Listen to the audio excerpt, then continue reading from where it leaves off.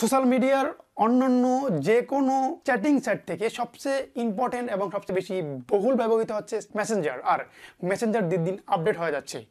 মেসেঞ্জারের নতুন একটা আপডেট আসছে ভ্যানিশ মোড। তো এই ভ্যানিশ মোড কি, ভ্যানিশ মোড দিয়ে আপনি কি করতে পারবেন সেটা নিয়ে আমরা আজকে কথা বলবো। তো আপনি যদি এই ভ্যানিশ মোড সম্পর্কে জানতে চান তাহলে আজকের ভিডিওটি আপনার জন্যই।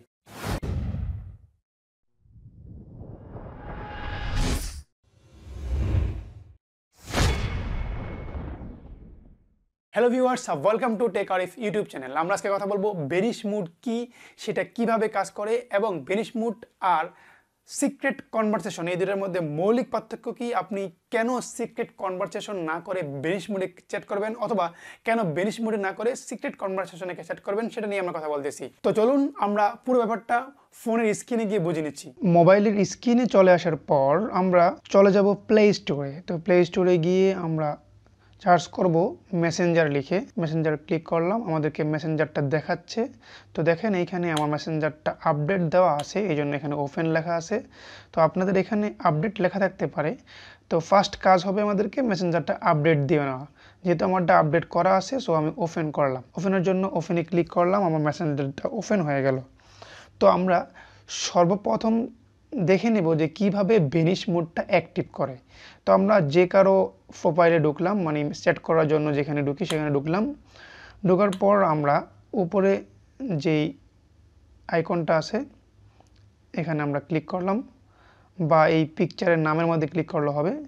এখানে আমরা ক্লিক করলাম, ক্লিক করার পরে এই পেজটা চলে আসলো। তারপর আমরা একটু স্ক্রল ডাউন করে নিচের দিকে যাব। নিচের দিকে গেলে এই যে এইখানে দেখেন দেখা আছে এই যে ভ্যানিশ মোড।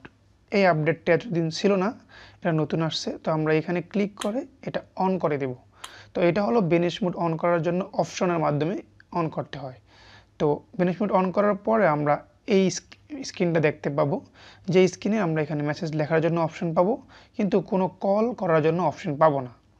কোনো কল করার অপশন এখানে নাই, শুধু মেসেজ আর অন্য সব কিছুর অপশন এখানে পাওয়া যাচ্ছে। ইচ্ছে করলে মানে আমরা পিকচার বা যে কোনো ইমোজি যাই কিছু হোক এখান থেকে দিতে পারবো, কিন্তু কল করার অপশন পাবো না। তো এখান থেকে আমরা শুধুমাত্র ভয়েস রেকর্ড, মেসেজ এগুলো পাঠাতে পারবো। তো আমি জাস্ট এক্সাম্পল স্বরূপ একটা SMS পাঠালাম। তো SMSটা পাঠানোর পরে এখনও কিন্তু SMSটা সিন হয় না, শুধুমাত্র ডেলিভারি হয়েছে। তো যখনই SMSটা সিন করবে, তো SMSটা সিন করার পর দেখবেন এটা অটোমেটিক্যালি ভ্যানিশ হয়ে যাবে। যেমন এই যে SMSটা সিন হয়েছে, তো আমি যদি এখান থেকে বের হয়ে যাই, যে বের হয়ে গেলাম এখানে লেখা আসছে এই যে এইটা হলো ভ্যানিশ মোডের, আমি মাত্র ওরে ঢুকছিলাম। তো এখানে ঢোকার পর দেখেন SMSটা নাই। তো মনে করেন সে আমাকে একটা রিপ্লাই দিল, যে কোনো একটা রিপ্লাই দিল। তো রিপ্লাইটা এখানে চলে আসলো, দেখছেন রিপ্লাইটা চলে আসলো এখানে। তো আমি যেহেতু এই রিপ্লাইটা সিন করে ফেলছি, এখন আমি যদি আবার ব্যাকে চলে যাই, ব্যাকে চলে যাওয়ার পর আমরা যদি আবার ঢুকি এখানে দেখেন এই SMSটা আর নাই। তার মানে আপনি কারোর সাথে চ্যাট করলে, চ্যাট করার পর আপনি ব্যাকে ক্লিক করবেন, আবার ঢুকে দেখবেন SMSটা নাই। যখনই সেই SMSটা সিন করবে সাথে সাথে SMSটা রিমুভ হয়ে যাবে। যতক্ষণ পর্যন্ত সে সিন করবে, সিন করে যদি ওই পেজের মধ্যে থাকে ওইখানে বসে বসে সে SMSটা পড়তে পারবে, কোনো প্রবলেম নাই। কিন্তু যখনই ব্যাকে যাবে বা অন্য কারোর সাথে চ্যাট করার জন্য বা ফোনটার স্ক্রিনটা লক হয়ে যাবে, তখনই আবার সে যখন আবার লকটা খুলবে বা আপনার চ্যাটে আবার যাবে, যখন দেখবে যতগুলো SMS সিন হয়েছে, মানে আপনি এবং ও সিন করেছেন, একটা SMS আর থাকবে না, সব ভ্যানিশ হয়ে যাবে। তো এটা হলো ভ্যানিশ মোডে যদি আপনি চ্যাট করেন তাহলে এই সুবিধাটা পাবেন। আপনাকে কোনো টাইম দিতে হবে না, কিচ্ছু করতে হবে না, সেট করা শেষ, অটোমেটিক্যালি সব ভ্যানিশ। তো এটা হলো ভ্যানিশ মোডের কাজ। তো এখান থেকে আপনি খুব সহজেই ভ্যানিশ মোডটা অফ করতে পারবেন। এখানে লেখা আছে টার্ন অফ ভ্যানিশ মোড। তো আপনি এখানে ক্লিক করলো, ভ্যানিশ মোডটা অফ হয়ে যাবে। যে অফ হয়ে গেছে, নর্মাল আমরা যেই চ্যাট করি সেখানে চলে আসলো। এখন এখান থেকে আপনি ইচ্ছে করলে যে জাস্ট যদি উপরের দিকে স্লাইড করে টেনে ধরে রাখেন, দেখেন নিচের লেখা আসছে টার্ন অন ভ্যানিশ মোড, ছেড়ে দিবেন, ভ্যানিশ মোডটা অন হয়ে গেছে। আবার আপনি এখানে উপরের দিকে স্লাইড করবেন, আবার ছেড়ে দিবেন, ভ্যানিশ মোডটা অফ হয়ে গেছে। তো এইভাবেও কিন্তু আপনি ভ্যানিশ মোডটা অফ বা অন করতে পারেন।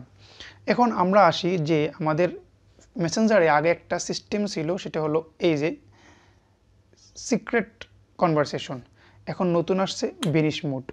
এখন কোশ্চেন হলো যে সিক্রেট কনভারসেশন তো অলরেডি ছিলই, তাহলে ভ্যানিশ মোড, এই মোডের কি প্রয়োজনীয়তা? তো আপনি সিক্রেট কনভারসেশনে করলে কী লাভ হবে আর ভ্যানিশ মোডে SMS করলে কী লাভ হবে সেটা নিয়ে একটু বলতেছি। আপনি যদি ভ্যানিশ মোডে SMS করেন তাহলে আপনি কোনোভাবেই এই SMSটা রাখতে পারবেন না। ভ্যানিশ মোডে SMS করা মানে আপনি SMSটা দিছেন, সেই SMSটা সিন করছে, মানে কাজ শেষ, এখন এসএমএসটা অটোমেটিক্যালি ডিলিট হয়ে যাবে। কিন্তু আপনি নর্মাল যে এসএমএস করার জায়গা সেখান থেকে যদি কোনো এসএমএস করেন সেখানে আপনি যদি ডিলিট করেন ইচ্ছে করে ডিলিট করতে পারবেন, থেকে যাবে। অন্য যে কোনো ডিভাইস থেকে আপনি যদি নর্মাল এসএমএস করেন, আমি দেখাচ্ছি এটা হলো নর্মাল এসএমএস।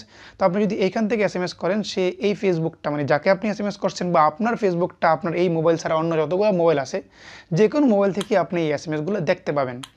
আর ভ্যানিশ মোডে এসএমএস করলে আপনি এসএমএস করলেন, এসএমএসটা সিন হলো, ডিলিট হয়ে গেল। কিন্তু আপনি যদি সিক্রেট কনভারসেশনে যেটা আছে, যে অপশানটা আমরা দেখতে পাচ্ছি এখানে, এইটা যদি এসএমএস করেন তাহলে আপনি শুধুমাত্র যেই ফোন থেকে এসএমএস করছেন, যাকে আপনি এসএমএস করছেন সে যেই ফোনে এসএমএসটা মানে সিন করলো ওই দুইটা ফোন ছাড়া আর কোনো ফোনেই এই এসএমএসগুলো দেখার সুযোগ নেই।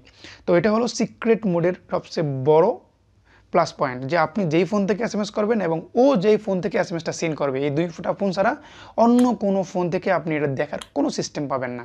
ইচ্ছে করলে মানে আপনি যদি ডিলিট না করেন এসএমএসগুলো থেকে যাবে, তবে ওই দুইটাই ফোন, যেই দুইটা ফোন মানে আপনি যার সাথে এসএমএস করছেন তার একটা ফোন এবং আপনার ফোন, আপনি যদি এখন আপনার ফেসবুকটা মানে অন্য কোনো ডিভাইসে অন্য কোনো মোবাইলে বা কম্পিউটারে লগ ইন করেন এই সিক্রেট এসএমএসগুলো দেখতে পাবেন না।